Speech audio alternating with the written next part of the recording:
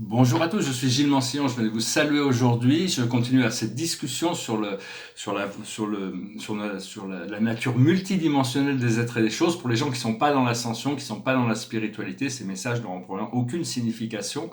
Par contre, pour tous ceux qui s'intéressent à ces choses, on est en train de développer notre connexion intérieure, notre être connecté, et donc c'est important de continuer. Bientôt, il va y avoir des choses sont en train de changer, hein, de toute manière. Alors, je voulais vous rappeler si c'est possible de travailler avec les cristaux, hein, par exemple des cristaux, ça c'est des petits cristaux que j'avais ramenés du Brésil, l'améthyste, un cristal d'améthyste, un cristal de quartz. Et donc ces cristaux sont des êtres intelligents qui sont là depuis des centaines de millions d'années. Il a fallu 100 millions d'années pour qu'ils puissent devenir ce qu'ils sont. Et donc ils ont une intelligence, ils sont réactivés partout sur la planète. Hein. Bientôt on pourra créer des cristaux pour des fonctions très spécifiques. On pourra les créer dans certaines conditions qui sont très spécifiques pour utiliser pour certaines, pour l'amplification de certains pouvoirs psychiques ou certaines technologies et de manière accélérée, qui permettront de les accélérer. Il y a deux endroits qui sont privilégiés pour ça. Le lit de cristal de l'Arkansas, qui est une sorte d'immense caverne en dessous de l'Arkansas. Hein, L'Arkansas, c'est un endroit où il y a le plus de cristaux, hein, de toute manière. Les gens vont à la pêche aux cristaux là-bas. Hein. Et le lit de cristal du Brésil, hein, c'est des deux endroits, bien qu'il y en a aussi au Tibet. Enfin, il y a d'autres endroits où, du temps de l'Atlantis, les cristaux sacrés étaient cultivés là-bas. On apprendra à cultiver les cristaux un jour.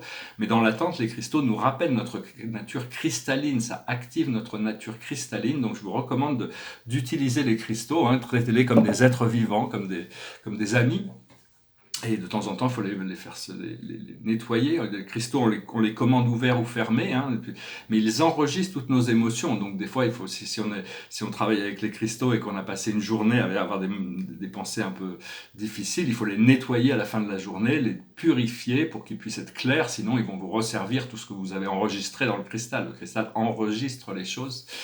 Donc, et on va vraiment le futur de la technologie passe par ces technologies cristallines. Hein.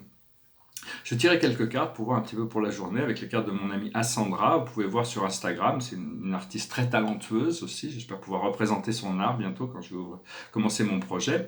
Assandra Art, c'est un channeler aussi très très talentueux. Et donc elle avait écrit ce livre pour vous aider, c'est en anglais hein, malheureusement, enfin il n'y a pas de version française encore, pour vous aider à connecter avec vos guides. Et il y avait des cartes avec. Je vous remercie aussi de vous souscrire sur Instagram. Si vous êtes sur Instagram, je vais bientôt faire des transformations. Alors, sur ma page Instagram, et ainsi qu'ici, bien sûr. Alors, la plus haute sagesse pour nous aujourd'hui, c'est le guérisseur. C'est le healer, le guérisseur. Ce que l'on doit comprendre, c'est notre maître guide. On doit connecter avec notre maître guide, on doit se laisser guider par notre maître guide. Moi, je me souviens de la première conversation que j'avais eu avec mon maître guide en 1992, en moins d'une heure, il m'avait expliqué tout le plan de ma vie. Je les ai enregistrés, c'était à travers justement Assandra, ce médium. Et c'est des cassettes que je les réécoute, j'étais vraiment dans mes projets complètement matérialisme, il m'a expliqué tout le plan de ma vie. Enfin bon, chacun, faut connecter avec nos maîtres guides. Hein, c'est notre plus fidèle allié. C'est un être de sagesse. On a tous des maîtres guides qui correspondent à ce qu'on a besoin pour protéger notre voie spirituelle. Ce que l'on doit faire, c'est l'achievement, c'est-à-dire l'atteignement. Il faut atteindre. Il faut arriver à ce point d'atteignement qu'on a prévu de toute manière. Et l'aboutissant, c'est l'action. Il y a toutes sortes de nouvelles actions. Il y a beaucoup d'actions qui vont arriver. Il va falloir passer à l'action. On va pouvoir passer à l'action. Il y a de plus en plus d'actions qui vont se. Il faut sortir de l'attente. Hein, essayer de sortir de l'attente le plus possible. Et pour ça, parce que pendant très longtemps, j'étais un peu comme tout le monde, on attendait des transformations du monde terrestre pour arriver à s'intégrer mieux, alors qu'en réalité, toutes les transformations, que tout est dans notre pouvoir, c'est à nous d'adresser notre moi intérieur, faire ce que l'on a à faire à l'intérieur, pour arriver à libérer ses potentiels, et le monde va changer en tant que résultat de cette transformation. Si le monde change et que cette transformation arrive, c'est le résultat de toutes les transformations intérieures qui se sont passées à l'intérieur de nous. On est passé par un très long cycle de transformation et les changements vont continuer de toute manière. Alors de savoir qu'à l'intérieur de la planète, les êtres sont en train d'ascensionner, à la surface de la planète, les gens sont en train d'ascensionner, et dans l'atmosphère, les gens sont en train d'ascensionner, et tous travaillent pour l'ascension de la planète. Je voulais aussi dire, si vous prenez le soleil, c'est important pour les gens qui ont les cheveux longs, c'est d'exposer quand même pas besoin de trop, mais d'exposer la nuque, le bas du cou, ou le haut du cou, le cou, l'arrière du cou, au soleil, parce que c'est le portail d'entrée de notre cœur sacré, le portail arrière de centré, autant le portail, le portail frontal, c'est la gorge, autant le portail dorsal, c'est le cou, et là il y a le puits des rêves, il y a c'est l'activation du cérébellum. Donc c'est important, si vous avez les cheveux longs et que vous vous mettez au soleil, ne pas couvrir, laisser un peu de soleil pénétrer dans le bas du cou. Tous les jours, il faut reconsidérer notre réalité, hein, tous les jours reconsidérer notre vérité, savoir que bon, on ne sait pas, mais on a besoin d'avancer, donc c'est pas la vérité d'hier qui compte, c'est ce qui nous a enseigné aujourd'hui. Tout ce qui a été intégré, de toute manière, est intégré, il n'y a pas besoin une fois que c'est intégré, on n'a plus besoin de se le rappeler, c'est intégré, donc il faut essayer d'aller de l'avant, toujours aller de l'avant. Il faut suivre son inspiration, suivre sa passion, suivre notre appel, ce qui nous appelle à l'intérieur, et savoir bon, parce qu'on veut être nous-mêmes, mais on veut être qui nous-mêmes qui était il y a un jour, un an, 10 ans, ou est-ce qu'on veut être nous-mêmes maintenant, demain ou dans 10 ans? Bon, on veut essayer de ramener toutes ces fractions du futur à nous pour arriver à intégrer le plus possible dans notre présent toutes ces visions qui nous permettent de nous sentir bien comblés.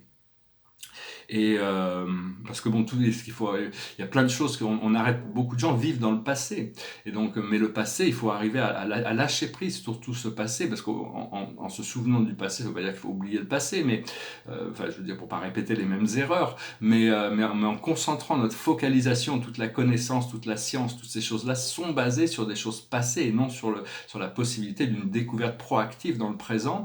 Et il faut laisser le passé dans la poubelle dans la poubelle de poussière de l'histoire. C'est fini, c'est passé. Maintenant, il y a des nouvelles découvertes à faire. Parce que si on vit dans le passé, on sacrifie le présent. Si on sacrifie le présent, le futur devient incertain. Donc c'est important de se concentrer dans le présent par rapport au futur que l'on veut. Ce qui est notre plus haut sens des responsabilités par rapport à notre ascension, c'est être dans la joie.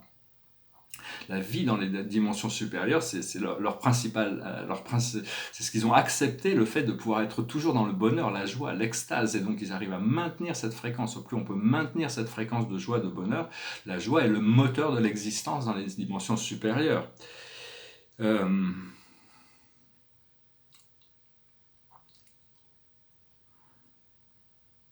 C'est-à-dire que je voulais aussi dire, une petite note qui a été faite par rapport à certains messages qui ont été communiqués, c'est que c'est des Arcturiens qui communiquaient ça hier, et ils expliquaient, c'est vrai que quand on fait partie d'une religion, c'est facile de pouvoir se réunir avec des gens qui partagent nos croyances, c'est-à-dire bon, on est soutenu, on est supporté, on se sent conforté dans cette communauté qui partage nos croyances. Mais dans le mouvement du nouvel âge, dans le mouvement de l'âge d'or, dans le mouvement de la spiritualité, c'est beaucoup plus difficile parce qu'on est considéré comme excentrique, on est considéré comme différent par tous ces...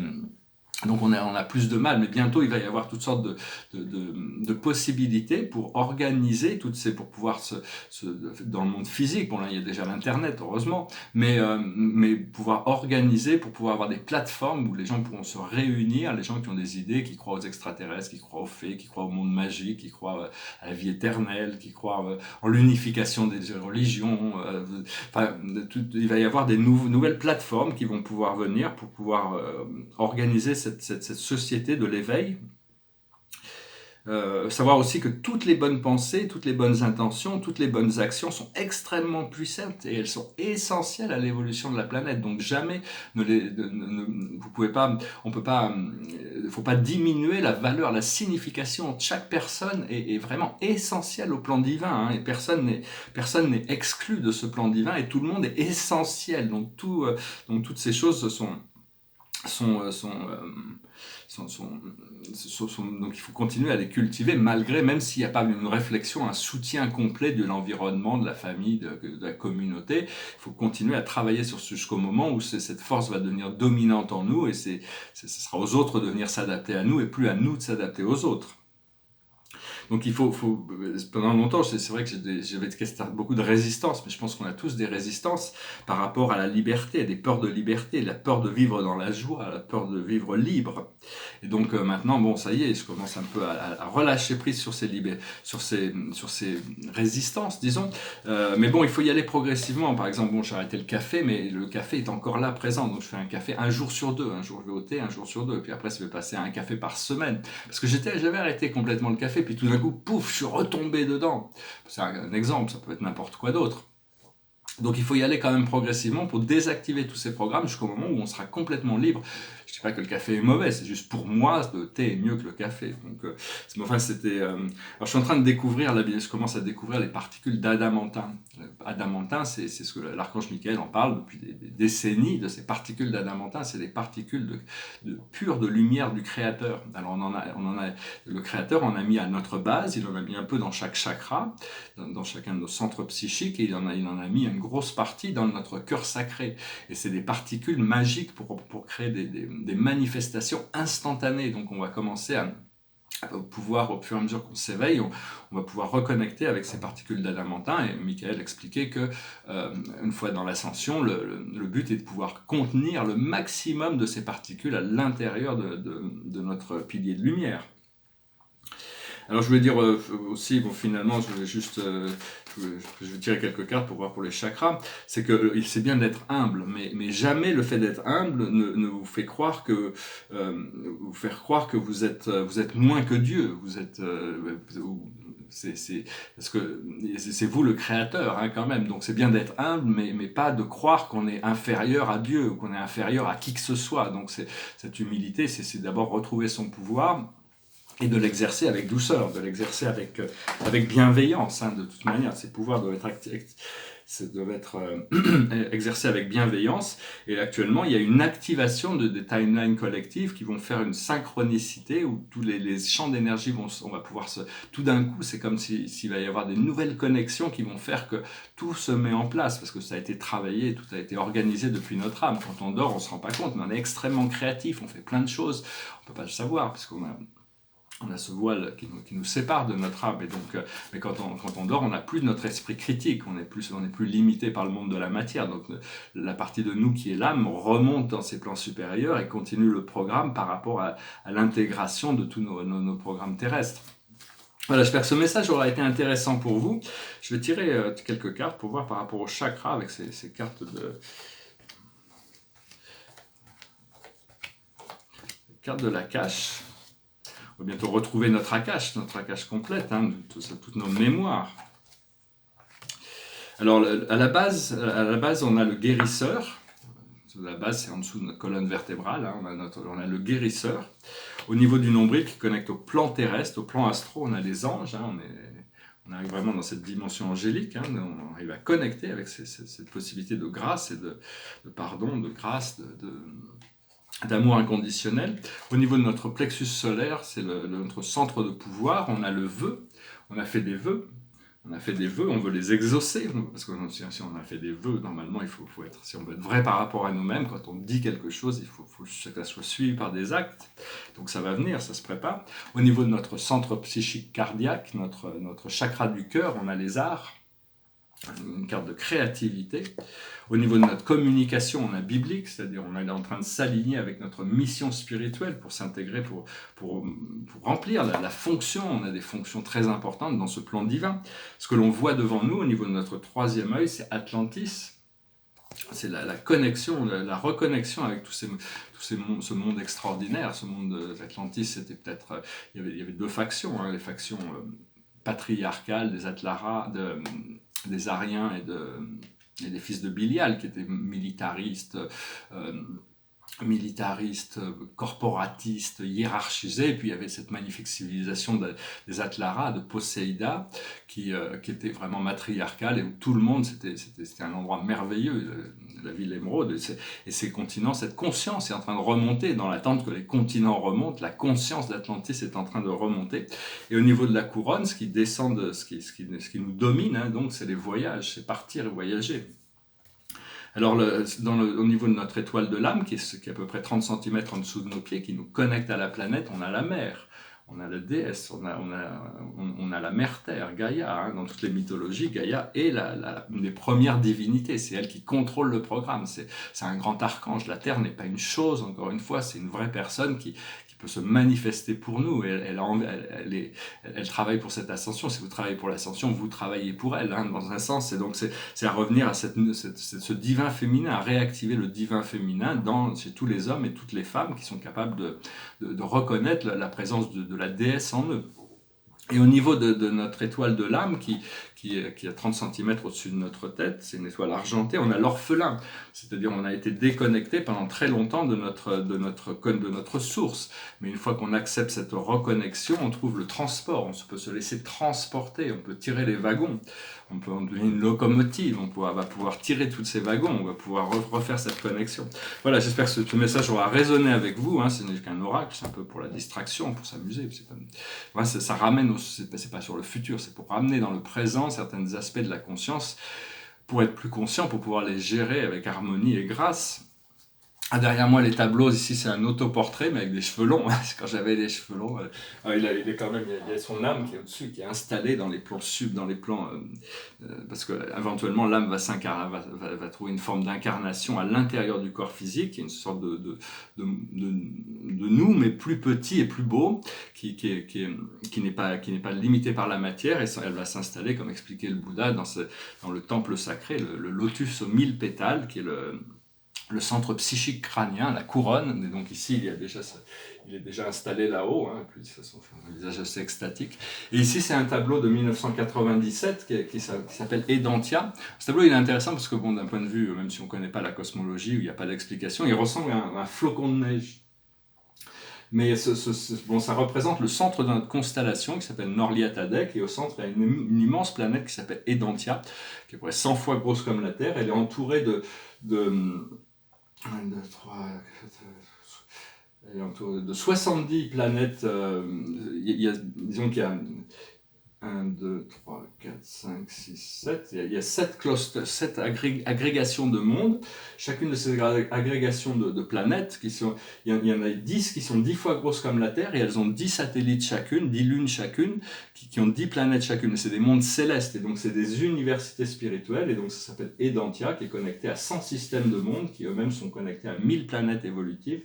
Donc c'est la résidence des plus hauts, hein, de la 172e dimension, c'est les pères des constellations, c'est eux qui éventuellement, une fois qu'on sera ascensionné, que la planète sera fusionnée dans la lumière, c'est eux qui géreront le programme des hommes, hein. Pour le moment, on a tendance à vouloir, les égos vont vouloir gérer les choses, mais bon, un jour, on se soumettra à ces présences de sagesse, ces êtres de sagesse qui sont les pères des constellations.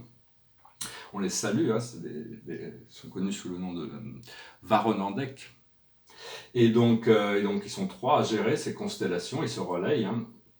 Donc c'est un tableau qui est symbolique, bien sûr, qui représente le centre de notre constellation, avec, ici ça dit Edantia, c'est un endroit merveilleux, hein. C'est ce nom qui avait été utilisé quand Adam et Ève étaient venus. Ils avaient construit ce jardin qui s'appelait le jardin d'Éden. Donc ils avaient pris le nom et ici il y a le symbole de notre planète, et il y a un petit il y a un petit espace noir parce qu'on est rentré dans une rébellion, hein. C'est un des rares systèmes, système de Satania, qui était parti en rébellion contre les forces supérieures de l'univers. Donc voilà, je vais tirer une dernière carte si j'oublie pas après. Je vais chanter une chanson qui est une vieille chanson folklorique, je sais pas pourquoi, c'est me passer par la tête, c'est une chanson qui parle dans l'amour, une de perdue, 10 de retrouvée. Si ça fonctionne pas, des fois, faut lâcher prise, il faut continuer à vivre. C'est une vieille chanson de toute manière je sais pas pourquoi, c'est elle qui me passait par la tête, alors j'ai décidé de la chanter. Ça s'appelle Oh My Darling Clementine. It goes like this. In the cavern, in the canyon, excavating for a mine, dwelt a miner 49er and his daughter Clementine. Oh my darling, oh my darling, oh my darling Clementine. You are lost and gone forever, dreadful sorry Clementine. Light she was and like a fairy, and her shoes were number 9. Herring boxes without topses, sandals were for Clementine. Oh my darling, oh my darling, oh my darling Clementine, you are lost and gone forever, dreadful sorry Clementine. Drove she ducklings to the water every morning just at 9, hit her foot against a splinter, fall into the foaming brine. Oh my darling, oh my darling, oh my darling Clementine, you are lost and gone forever, dreadful sorry Clementine. Rubbing lips above the water, blowing bubbles soft and fine, but alas I was no swimmer, so I lost my Clementine. Oh my darling, oh my darling, oh my darling Clementine, you are lost and gone forever, dreadful sorry Clementine. Ah, I missed her, ah, I missed her, ah, I missed my Clementine, but I kissed her little sister and forgot my Clementine. Oh my darling, oh my darling, oh my darling Clementine, you are lost and gone forever, dreadful sorry Clementine. Ah, c'est aussi une chanson qui nous dit le temps finir par guérir toutes les blessures, hein, de toute manière. Voilà, je vous remercie, je tire une dernière carte. Hein. Mais enfin bon, personnellement, je reste confiant et confident que quand le moment viendra, je vais pouvoir m'aligner, je vais pouvoir faire cette rencontre, hein, de toute manière, à laquelle je me prépare quand même depuis assez longtemps. Alors, la carte du bas, on va tirer deux cartes, c'est la grande prêtresse, l'archange Aniel. Perspicacité psychique, réflexion et méditation qui livrent des informations de grande valeur, soyez en paix. Écoutez votre intuition, hein, c'est vraiment la carte de l'intuition. Et la carte du dessus, c'est la carte de la lune, l'archange Aniel. L'opportunité d'élaborer plus finement vos projets. Laissez-vous guider par votre intuition. Affrontez vos peurs pour être plus fort. Donc voilà, hein, je vous remercie, j'espère que ce message aura été intéressant. Je vous remercie d'aimer, de partager, de souscrire, de commenter. Je vous souhaite une excellente journée et puis je vous dis à très bientôt. Namasté.